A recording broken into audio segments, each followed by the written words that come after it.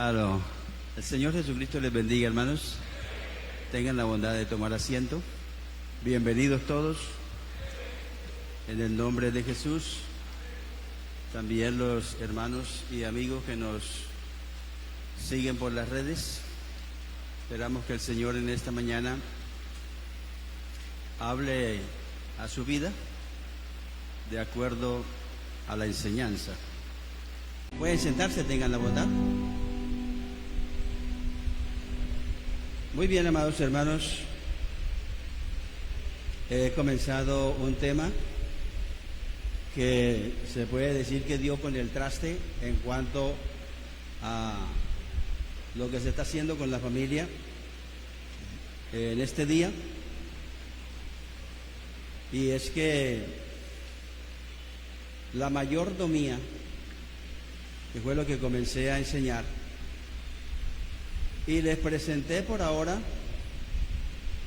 no sé si se acuerdan, cuántos hombres en la Biblia les dije que les iba a presentar. ¿O ustedes no estuvieron ese domingo acá? De ahí en adelante continuamos mirando lo que es la economía de la iglesia en general, no del pastor o de los pastores, sino de la iglesia en general. ¿Quién dijo eso? ¿A quién se lo dijo? ¿Cómo lo dijo? ¿Por qué lo dijo? ¿Y para qué lo dijo?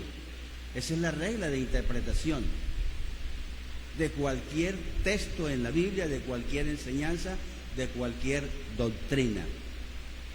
Entonces, comenzamos con la mayordomía y yo les dije que aquí estaba Adán, primer mayordomo, el segundo mayordomo fue Noé, el tercero Abraham, el cuarto Esaú, el quinto Jacob y el sexto Moisés.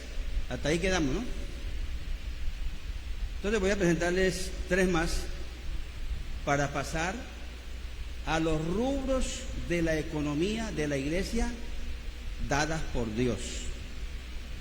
Si no son cosas, uno en las redes, por ejemplo, yo veo cada rato que hay gente inescrupulosa que habla de los pastores sin saber ni por dónde va tabla. Hablan discriminadamente. Y si el pastor ya tiene un carro, peor. Porque no puede andar con carro, el pastor no puede andar con carro, pero el que le sirve al diablo sí puede andar con más de 2 carros, y 3 carros, y 4 carros, y más carros. Pero el pastor no puede. Pero eso es una mentira diabólica, porque si alguien puede tener algo, es el que le sirve a Dios. Es el que le sirve a Dios. Entonces paso aquí a David. David, que está entre los 9, y que aunque los hombres que he estado anotando, algunos de ellos la han embarrado duro, sin embargo, estuvieron allí, Dios los llamó, Dios los puso para que hicieran un trabajo de mayordomía de gente, de mayordomía de pueblo y de mayordomía de bienes. Y dice de David, David, el hombre considerado como el corazón de Dios, la Biblia dice eso, ¿verdad?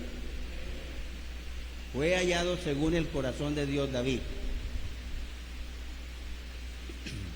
a quien el Señor le prometió que nunca faltaría rey que se sentara en su trono para siempre. Marcó la diferencia en la historia de la mayordomía, haciendo lo propio como caudillo de Israel, reinando entre ellos, conduciéndolos hacia la conquista y estableciendo como una gran nación después de haberlos recibido en medio del caos por el cual había fracasado Saúl. Ustedes saben que cuando David llegó al reino, llegó porque el primer rey de Israel, que fue Saúl, cometió faltas terribles que no fue posible que tuviera perdón. Porque cuando Dios le dice a una persona haga esto y no lo hace, no le dice nada, pero el fracaso le llega. El fracaso le llega. Porque es lo que Dios dice y no lo que tú quieres hacer. Es lo que Dios dice y no lo que yo quiero hacer. Porque entre otras cosas nosotros todos somos siervos. ¿O no? Somos siervos. Aquí nadie es dueño de nada. De nada en absoluto. Eso dice la Sagrada Biblia. Nada es de nosotros y de lo recibido de tu mano es que te damos. Todo el tiempo estamos recibiendo de Dios. Entonces todo es de Él. Eso dijo el Señor mismo. Dios mío es el mundo y su plenitud, y todos los que en Él habitan. Así que todo es de Él, la plata, el oro, lo que haya. Así que yo como siervo no debo de estar mandándome a hacer cosas yo mismo que la Biblia no me dice que haga. También David le daba a Israel el calificativo de heredad, hablando de mayordomía de gente, de hacer un trabajo con el personal que Dios le había entregado con ese pueblo de Israel. Y como buen mayordomo de esta heredad, se gozaba y se gloriaba en ella. El Salmo 106, versículo 5, eso quiere decir que él se sentía contento reinando y administrando a ese pueblo. Administrando como un buen mayordomo. Salomón. Aquí encontramos a Salomón. Ustedes leyendo la Biblia se dan cuenta que David también cometió su embarrada, pero hizo un montón buenas. Pero aquí encontramos al hombre más sabio de la tierra, que el Señor dijo que no había uno igual a él, ni se levantaría otro igual a Salomón. El hombre que fue un ícono y que en su tiempo hubo paz. Para Israel no hubo guerra, pero fue el hombre que cometió un desastre terrible en todo. Esclavizó a la gente a que la plata que se consiguiera era para llevársela para hacer muchas cosas que hizo. Y en el tiempo de esa paz tan grande, tan hermosa que se veía, había un montón de gente pasando trabajo. Y por última, Salomón entrega a una nación dividida. O sea que fue un desastre ese mayordomo. Y lo hemos tenido como el más sabio. Pero una sabiduría que se fue a tierra, una sabiduría que se fue al suelo, porque muchas cosas que él dijo que había que hacer, él no las hizo y Dios no lo premió. De pronto usted pregunta, hermano, pero la Biblia dice que Salomón se salvó. Bueno, no dice que se salvó porque ellos estaban en la ley. Lo que sí se encuentra es que él se arrepintió. Se arrepintió de la mujer ajena, se arrepintió de esto, se arrepintió de lo otro. Y claro, el Señor a una persona que le recibe, que le sigue por 5, 10, 15, 20 años y después comete un pecado,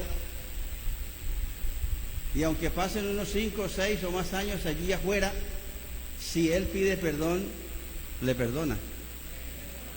Le perdona. Porque tenemos el ser más perdonador del universo. Alabanzas al nombre de Jesús. Dele un aplauso.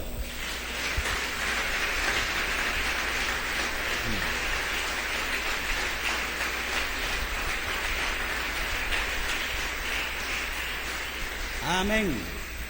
Aleluya. Mire, hermano, entonces aquí el último que tengo en la lista es el Señor, que ese sí es el verdadero ícono de una economía estable, de una economía real, de una buena economía, de una economía grande. Nuestro amado Señor y Salvador Jesucristo es el verdadero prototipo de mayordomía. Él no solo la enseñó con la palabra, sino que también lo hizo con hechos. El escritor sagrado nos invita a considerar a este gran mayordomo en Hebreos 3:1, el cual es fiel sobre su casa, es decir, su amada iglesia. Y lo será por siempre, según Hebreos 3:6. Él, como el buen pastor, la sustenta a la iglesia, la cuida, según Efesios 5:29, también la ama y la está perfeccionando. Hasta ahora no ha fallado, ¿cierto? Hasta ahora no ha fallado. Y eso de que cambien un pastor cada rato en una iglesia no es malo. Es que quiere que su iglesia viva de gloria en gloria, de poder en poder y de victoria en victoria. Alabanzas al nombre de Jesús. Entonces un pastor ayuda en algo, otro pastor ayuda en otro, y otro en otro, y otro en otro, y ahí se va perfeccionando hasta el momento que no está muy lejos, que va a regresar por esta iglesia gloriosa. Muy bien, hermanos, entonces quiero pasar a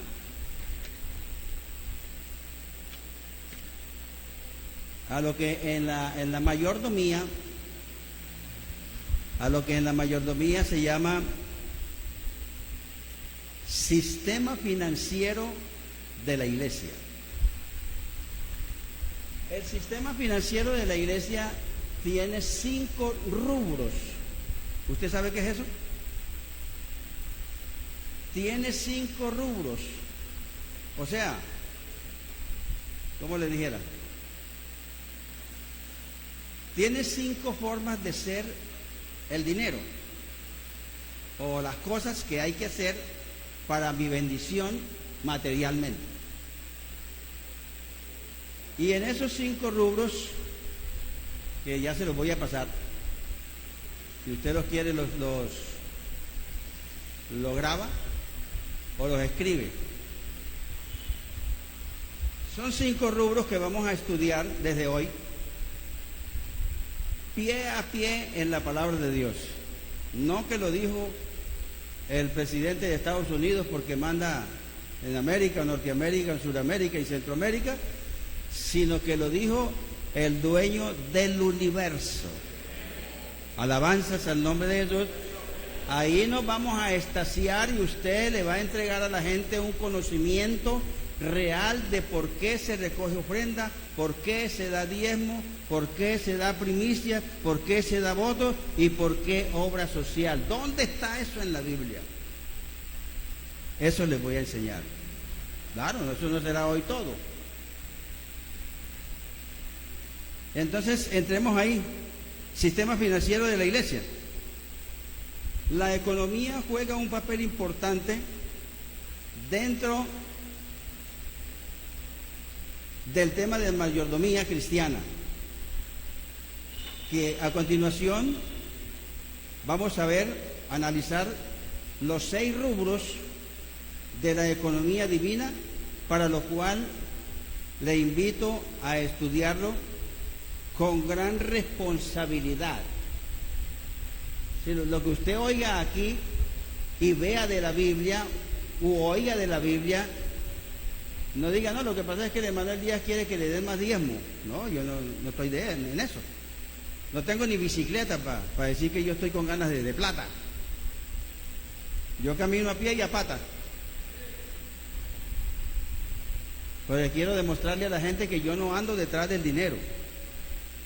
Yo siempre estoy queriendo que la gente conozca más y más y más y más al Señor. Y la Biblia declara que acercaos a Él. Y Él, muy poquitos lo sabían, ¿no? Acercaos a Dios y Él se acercará a vosotros. Eso lo dice Santiago. El apóstol Santiago dice eso. Entonces, que si nosotros nos acercamos a Dios, vamos a entender cosas que a veces leemos en la Biblia y no las alcanzamos a entender.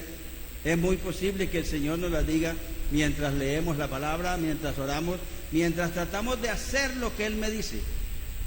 Porque es que es muy lindo hacer lo que Él manda, porque cuando hacemos lo que Él manda, tenemos todas las garantías.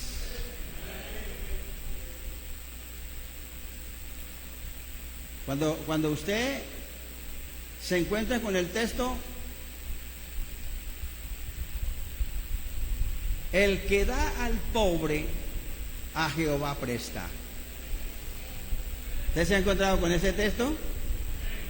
El que da al pobre, a Jehová presta. O sea que yo le doy algo a algún hermano y realmente no se lo estoy dando a él, se lo estoy prestando al Señor. Y Él es el que devuelve 4 veces. Y más, y más, y más veces. Alabanzas a Jesús.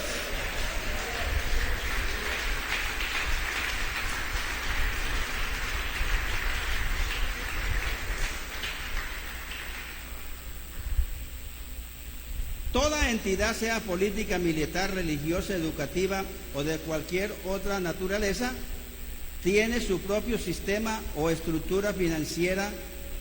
De igual forma, todo pueblo o nación. Todo pueblo o nación se rige siempre por una economía. Entonces la iglesia no podía estar aparte de eso. Porque nosotros, el gobierno a nosotros no nos da nada. A la iglesia católica sí. A la iglesia católica sí, tienen un rubro para ellos. Pero nosotros no. Entonces nosotros tenemos que mirar bien qué es lo que Dios tiene para nosotros, porque Él es el dueño de esta empresa. Y como es el dueño, entonces Él desde tiempo inmemorial le dejó una forma de ser estructuralmente, económicamente.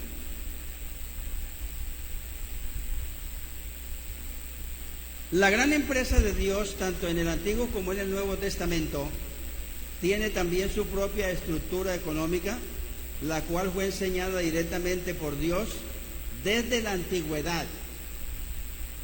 El Señor quiso que su pueblo no dependiera de nadie más que de Él,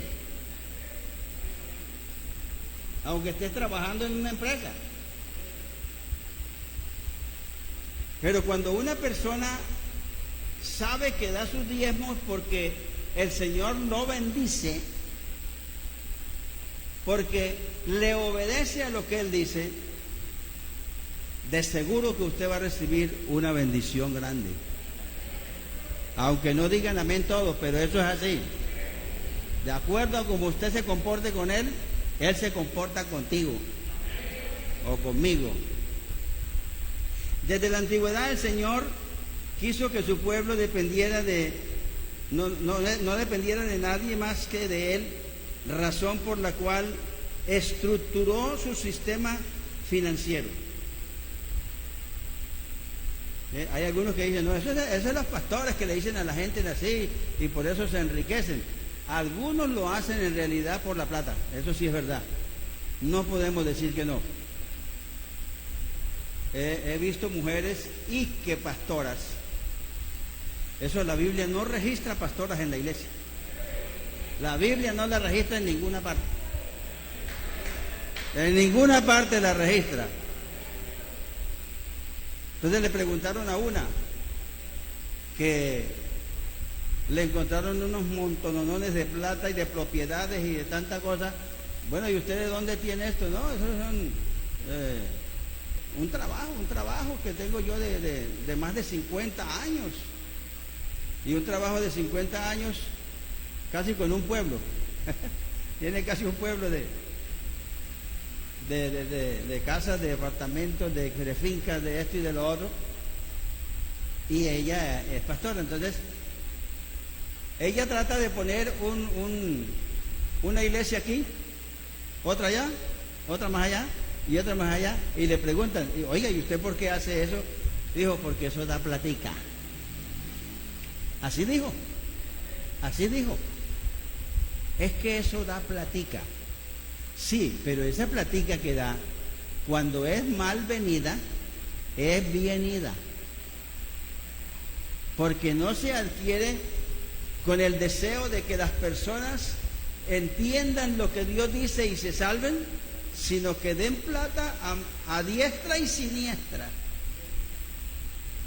Y algunos les ponen voto.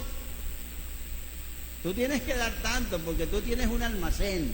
Tú tienes que dar tanto porque tú tienes una empresa. Tú tienes que dar y tú tienes que dar y tú tienes que dar. Aquí no. Aquí si hacemos un voto es porque vamos a hacer algo aquí.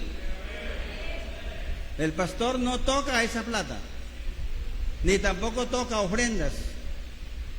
Inclusive no recibe el diezmo y se lo lleva para la casa y ya. No, hay una persona de finanzas que le entrega al pastor solo lo que le pertenece. Nada más. Y en el caso de la Iglesia Pentecostal Unida de Colombia, a nosotros siempre nos retiran aproximadamente la mitad de cada monto, porque hay que sacar para los pastores que no están bien económicamente. Entonces, al que ya tiene un tiempecito y tiene una iglesia que le da algo, entonces estás constituido por la misma asamblea de pastores, que ese pastor debe dar un tanto por ciento para ese otro pastor que no tiene nada completo. Y el gobierno nos ha dado el visto bueno de lo que estamos haciendo. Sí, hace poquito la ministra de ¿qué? La ministra del Exterior, del Interior, estuve viendo el video que estaba diciéndole al presidente, el hermano Álvaro Torres, y a la junta directiva, que la iglesia que mejor manejaba recursos en Colombia es la Iglesia Pentecostal Unida de Colombia. Al Señor merece un aplauso por eso en esta mañana.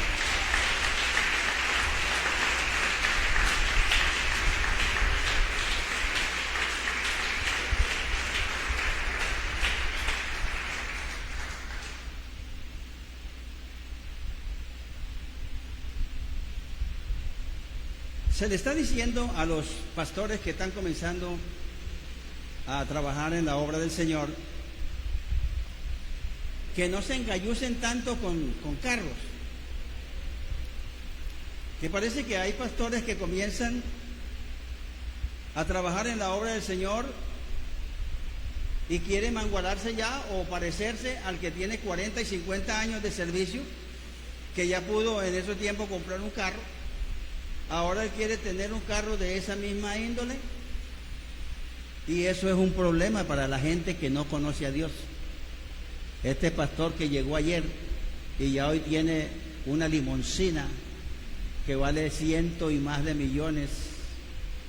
¿De dónde sacó esa plata? No, es que los pastores se enriquecen. No, los pastores que se enriquecen son los que toman los dineros y no hacen más nada sino cogerlos y gastarlos. Nosotros tenemos una estructura nacional, internacional, de la cual se le da constantemente el visto bueno del gobierno, para que sepan que nosotros somos la iglesia de Cristo. Alabanzas al nombre de Jesús. Que no caminamos por conocimientos humanos, caminamos por conocimiento del Señor Jesucristo. Alabanzas al nombre de Jesús. Entonces, nosotros los ministros y la iglesia del Señor debemos depender de la bendición económica de Dios. El sistema económico de Dios es el mejor, puesto que nuestro economista es el más experto en esta materia. Es aquel que sabe multiplicar por ceros. Además, es el creador, sustentador y dueño de todo. Depender de este plan económico es estar seguros, gracias a que este programa nunca falla, debido a que su inventor es el Dios infalible, es el Dios todopoderoso, es el que vuelve por esta iglesia. Ya ahora sí les voy a dar los rubros. Los rubros que se los voy a ir pasando por textos. No es un invento de nadie aquí, sino un estudio de lo que la Biblia dice al respecto. Lo primero es la ofrenda. El primer rubro que encontramos en la economía de la iglesia es la ofrenda, y luego vamos a mirar a dónde dijo Dios que llevaran ofrenda. ¿Cuántas veces le dijo al pueblo eso? La ofrenda. Lo segundo es el diezmo. El tercer rubro son los votos, bíblicamente. El cuarto son las primicias. Y el quinto, la obra social.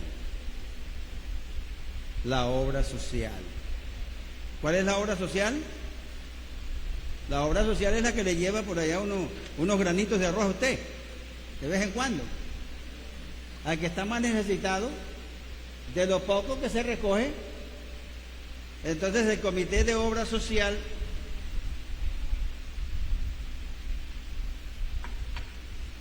está pendiente de qué familia no tiene dónde laborar, no tiene nada que comer, y se le lleva algo de eso que se recoge. Por eso cuando estamos recogiendo obra social, ustedes deben saber que eso no es para el pastor. El pastor, el Señor le da su propia economía, como se la da a cada uno de ustedes en su trabajo. Ahí están los 5 rubros. Vamos a entrar entonces en materia de conocimiento de dónde dijo el Señor eso en realidad. Entonces vamos a mirar el trasfondo histórico. ¿Desde dónde viene? Si eso es verdad que es un invento de los pastores para tener plata y comprar carro y comprar casa y comprar edificios, o es que el Señor lo puso y algunos lo hacen mal, porque cuando nosotros tenemos con qué ayudar, no debemos de empuñar la mano, debemos de abrir la mano para darle al necesitado, porque está escrito que se le dé al necesitado. Trasfondo histórico de la ofrenda. La Biblia enseña a los primeros pobladores de la tierra que presentaron ofrenda a Dios. ¿Quiénes fueron los primeros que presentaron ofrenda? Usted debe saber que lee la Biblia.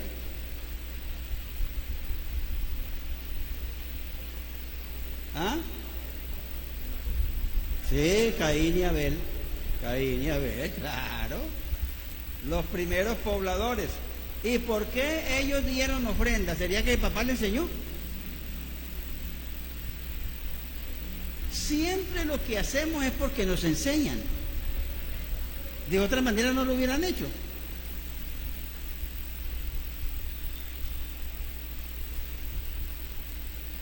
Trajeron ofrendas a Dios fue porque lo aprendieron de sus padres, por lo que podemos decir que es ofrenda. La ofrenda es antigua como lo es el hombre. La ofrenda.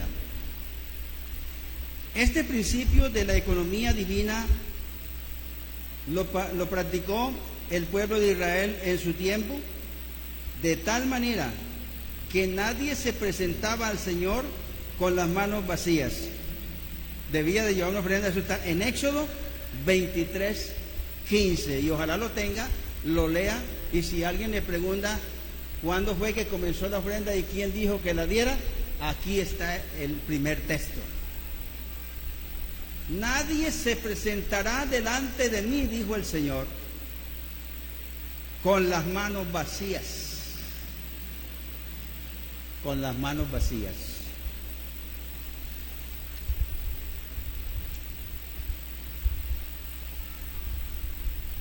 Llevaban sus ofrendas al templo, según Marcos 12:41 al 42.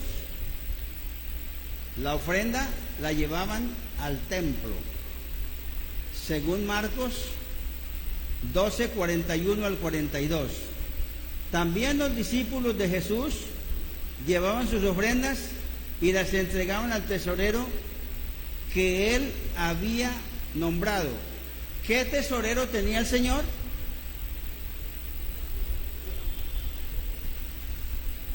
Lectores de la Biblia. El Señor tenía un tesorero, bíblicamente. Ya los hermanos están diciendo, Judas. Por eso a los tesoreros ahora casi que no les gusta ese puesto. Porque al tesorero Judas le fue muy mal. Era ladrón. Judas era un demonio que no sabía quién era Dios, no sabía quién era Jesús, porque si lo hubiera sabido no hubiera robado.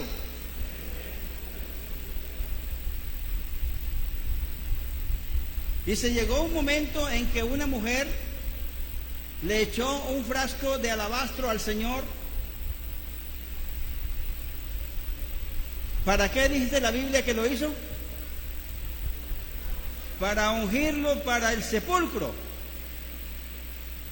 Y ese frasco de alabastro o de perfume costaba mucho dinero. Entonces Judas, que era el tesorero, vino y dijo, oiga, pero eso no debían de haber hecho eso tiene mucho precio. ¿Y sabe qué dice a continuación? Pero él no decía eso porque le iba a dar plata a los pobres, sino porque era ladrón. ¿Quién lo ha leído? Los que no lo han leído, pues búsquenlo y léanlo. Él dijo, eso se podía vender y dárselo a los pobres. Embuste, era para robar más.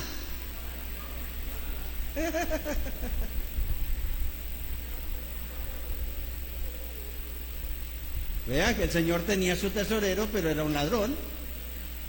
¿Y usted cree que el Señor no sabía eso? Sí, lo sabía. ¿Y cuál fue el pago que le dio por esa fidelidad? Se fue y se ahorcó. Terrible, terrible. Vivir con Cristo, andar con Cristo, es algo muy especial, pero saber que todos mis pasos me los cuenta. Todos mis pasos me los cuenta. Y sabe cómo vivo en el público y cómo vivo en la casa. Si usted es la persona honesta, que no anda mostrando cosas que no debe mostrar, como mujer especialmente, porque los hombres tenemos pantalones y a nosotros no se nos ve nunca nada, pero la mujer debe de estar siempre cubierta donde sea, y bien cubierta. ¿Y eso quién lo dice? Elías Ruiz. Sí, alguien dijo, no, estas son las faldas anti-Elías. Eso es falta de respeto, y hoy esas personas no están en Cristo, porque eso es falta de respeto al ministro que está tratando de que la persona haga lo mejor para Dios. Avanzas al nombre de Jesús.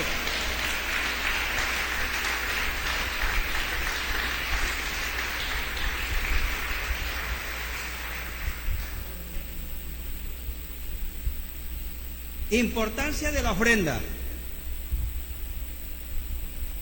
La ofrenda no fue establecida por los hombres, ni es para el hombre. Moisés en Éxodo 25, 1 al 2 dice lo siguiente: que la ofrenda es solicitada por Dios, es de Dios y es para Dios. Tiene tres formas que señala la ofrenda. Se las repito: la ofrenda es para Dios, es de Dios, es para Dios. A ver, repito. Señala que la ofrenda es solicitada por Dios, es de Dios. 1. Es para Dios. 2. Las ofrendas eran y son cosa consagrada a Dios. 3. Razón del requerimiento a Aarón para que las cuidara muy bien, las ofrendas que daba el pueblo. En el capítulo 18 de Números, los versículos 8 al 9. Escríbalo. Escríbalo y ojalá apréndaselo, para que cuando una persona que dice que los pastores andan robando a la gente porque piden diezmo y ofrenda, nosotros no pedimos diezmo ni ofrenda. Es el Señor el que lo pide. Es el Señor el que lo pide. El Señor Jesús manifestó su interés por la ofrenda. Escuche esto, vea. Esto es una lección bastante fuerte para todos. El Señor Jesús manifestó su interés por la ofrenda de tal manera que un día invitó a sus discípulos y se fue al templo. El Señor con los discípulos. Al lugar de las ofrendas, según Lucas 21, 1 al 14. Escríbalo. Según Lucas 21, 1 al 4, perdón. Para observar la manera en que el pueblo ofrendaba. O sea que aquí ya está Él. Aquí ya está Él para ver cómo ofrendas tú, cómo ofrendo yo.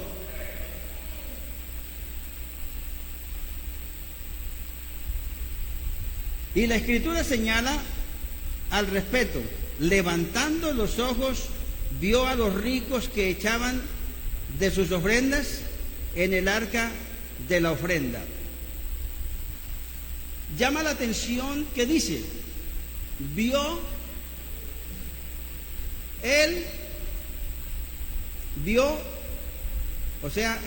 ve a todo el que da su ofrenda, y no solamente la da, sino la actitud con que la da. Por ejemplo, alguien echa la ofrenda y dice: ¿quién sabe qué irán a hacer con eso? ¿Sí será que la gastan en algo bien, verdad? ¿Sí será que esto? ¿Sí será que lo otro? Hay un poco de cositas que hay gente que piensa. Él ve quién ofrenda, la cantidad que ofrenda, porque ya dijo que los ricos daban de lo que les sobraba. Eso lo vio el Señor. Vamos a mirar lo otro. Y la actitud con que ofrenda. Esto por el valor que tiene para él la ofrenda. Dios recompensa a quienes ofrendan con agrado. Dios ama al dador alegre, según a los Corintios 9:7. Ama al dador alegre. ¿Cuál es el dador alegre? El que lo hace con sinceridad. Si alguien le dice: oye, hermano, pero usted, ¿por qué echa toda esa ofrenda? ¿A usted qué le importa? Yo le diría eso a alguien que me diga eso: hermano, pero ¿por qué echa tanta ofrenda a usted? ¿A usted qué le importa?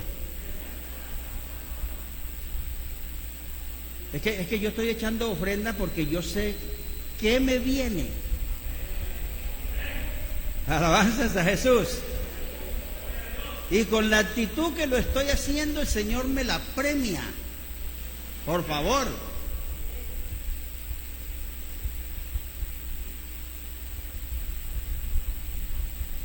Actitudes al ofrendar. Vamos a mirar unas actitudes de las personas que ofrendan.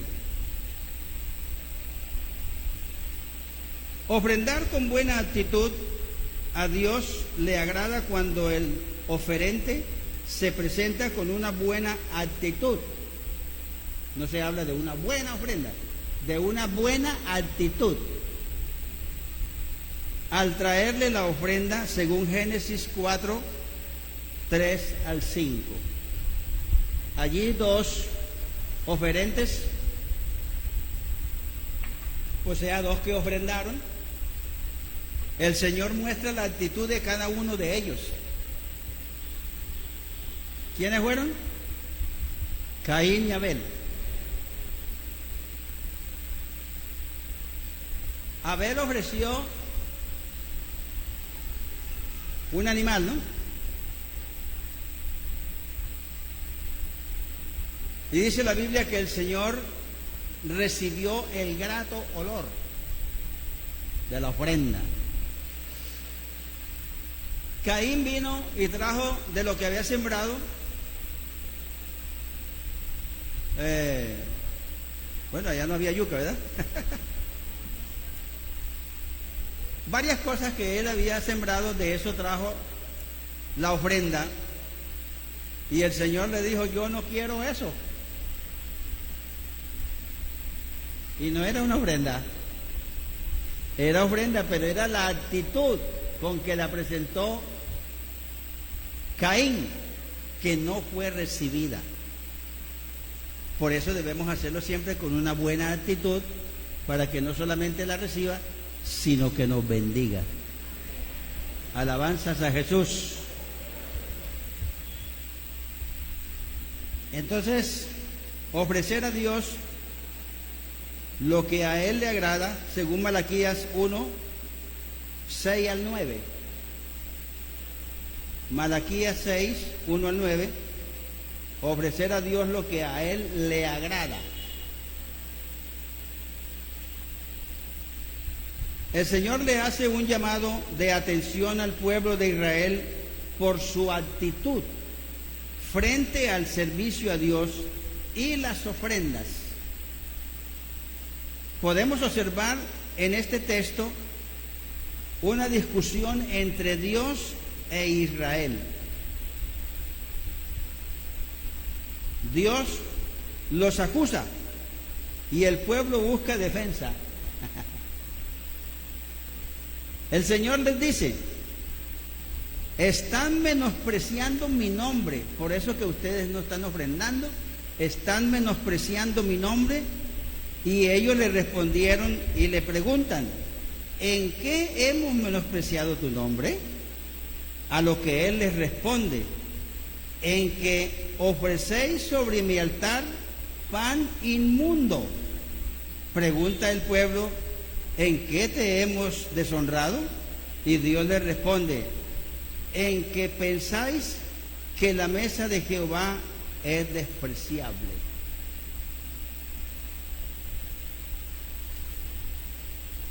Toda esta discusión se debe a que el pueblo traía para los sacrificios animales ciegos, animales cojos, animales enfermos,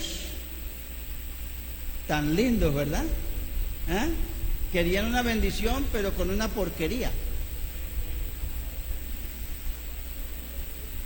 Los traían enfermos, lo cual estaba prohibido por el Señor. Que usted traiga un pollito de primicia y lo traiga todo lagañoso.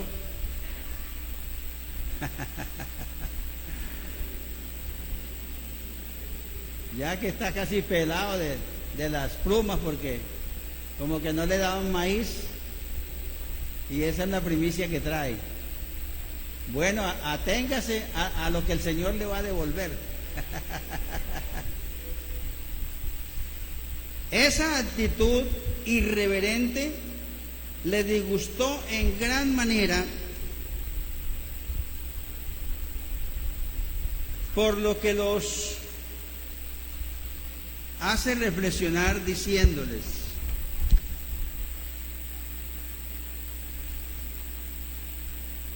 llévenles a sus príncipes, a sus representantes en esas condiciones aves, a ver si ellos se agradan de ustedes.